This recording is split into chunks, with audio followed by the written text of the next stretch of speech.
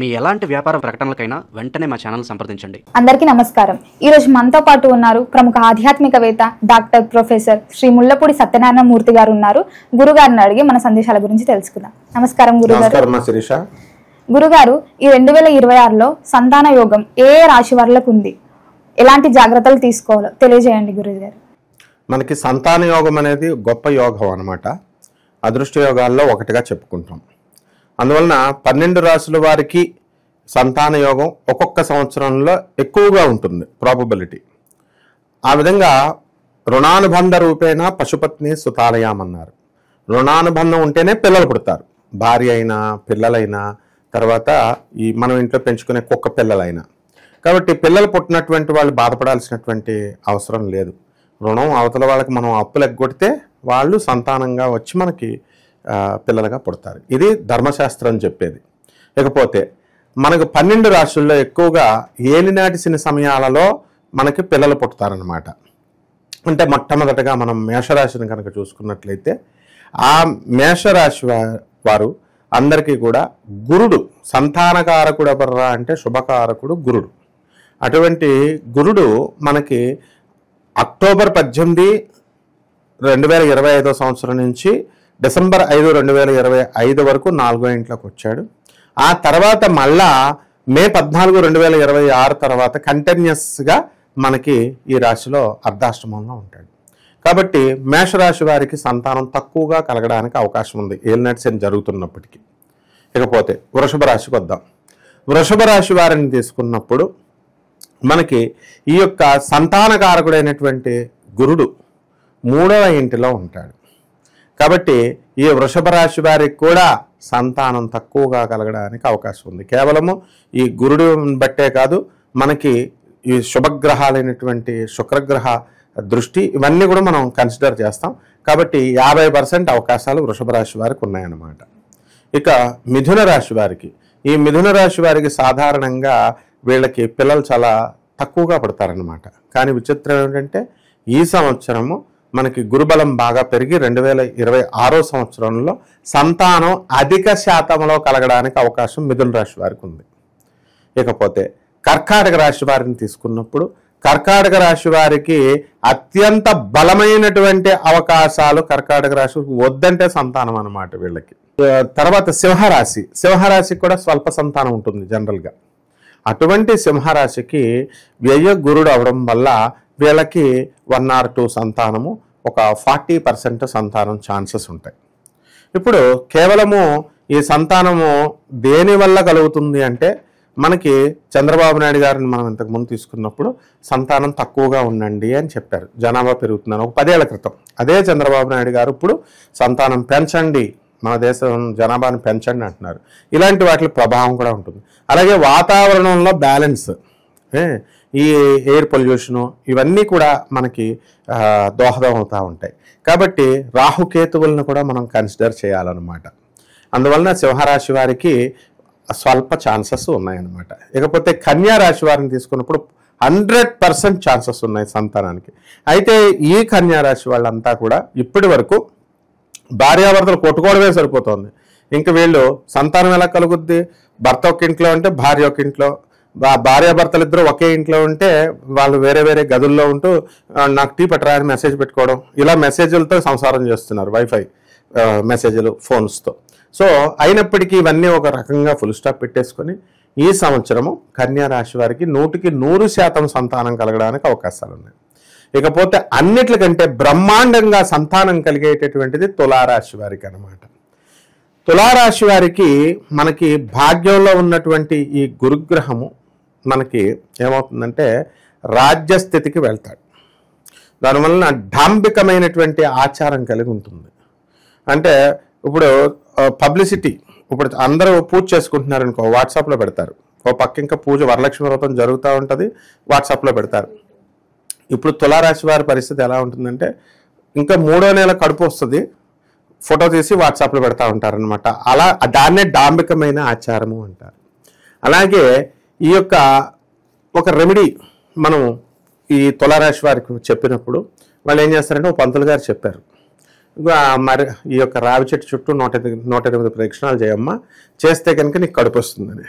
వీళ్ళు మొదలు పెట్టింది ఒక రౌండ్ చూసి రెండో రౌండ్కి పొట్ట చూసుకుంటా ఉంది అంటే అంత డాంబికమైన ఆచారం ఎక్కువ ఉంటుందంటే అర్థం అదనమాట. సో వృశ్చిక రాశి చూద్దాం. వృశ్చిక రాశి వారికి 2026 సంవత్సరంలో సంతానం కలగడానికి అవకాశం ఉంది. అయితే అట్ ద సేమ్ టైం ఇప్పుడు అన్ని సర్జరీలతోనే జరిగేది. కొంచెం ఆ ఆరోగ్య సంబంధమైనటువంటి చిక్కులు ఉంటాయన్నమాట. ఉమ్మి నీరు జాగ్రత్తగా చూసుకోవాలా. ఉమ్మి నీరులో బేబీ ఎక్కువ కవర్ అవ్వడానికి ఉంటుంది. అలాగే లో బీపీ రాకుండా బీపీ ఎప్పటికప్పుడు చెక్ చేసుకోవాలి. ఇకపోతే ధనుస్సు రాశి వారికి సంతాన యోగం లేదనమాట. వీళ్ళందరికీ ఏంటంటే ధనుస్సు రాశి వారు వాళ్ళ వ్యాపారాలలో తలనిమగ్నం అయిపోతారు. రొమాంటిక్ లైఫ్ గడుపుతారు తప్ప సంతానం అనేటటువంటిది ఇంకా వాళ్ళకి ఛాన్స్ లేదు. 10% వేసుకోవాలి. అంటే ప్రతి వాళ్ళకి రాశుల ప్రకారమే సంతానం కలుగుతుందని అంటే హీనపక్షంలో ఎవరో ఒకరికి కలుగుతూనే ఉంటుంది కదా. కాబట్టి ఒక 10% ఛాన్సెస్. ఇకపోతే మకర రాశి వాళ్ళు, ఈ మకర రాశి వాళ్ళకి 100% ఇప్పుడు దాకా కోర్టుల్లో ప్రాబ్లమ్స్లో ఉన్నారనమాట. భార్యాభర్తలు అందరూ కూడా ఇంచుమించు భర్తలు వేరే ఊర్లో, భార్యలు వేరే ఊర్లో ఇలా ఉంటూ వస్తున్నారు. సో ఇవన్నీ కూడా సప్తమ స్థితిగతుడు అవుతున్నాడు గురుడు రేపు మే 14 తర్వాత 2026 సంవత్సరంలో. సో అప్పుడు వీళ్ళ భర్తల దగ్గరికి వీళ్ళు వెళ్ళడము, లేకపోతే వాళ్ళు వీళ్ళ దగ్గరికి రావడము, ఈ గొడవలకు ఒక రకంగా పరిష్కార మార్గం దొరకడము, ఇలాంటి వాటిలన్నీ జరిగి సంతాన యోగాలకు అవకాశం ఉంది. ఇకపోతే కుంభరాశి వారు, ఈ కుంభరాశి వారికి ఆల్రెడీ 2025 సంవత్సరంలో వద్దంటే సంతానం పుట్టేసింది అందరికీ.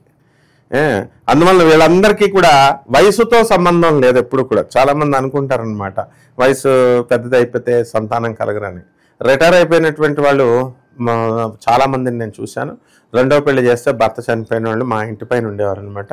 ఆయనకి చిన్న బేబీ పుట్టేశాడు. ఏ వయసులో? 60 సంవత్సరాల వయసులో.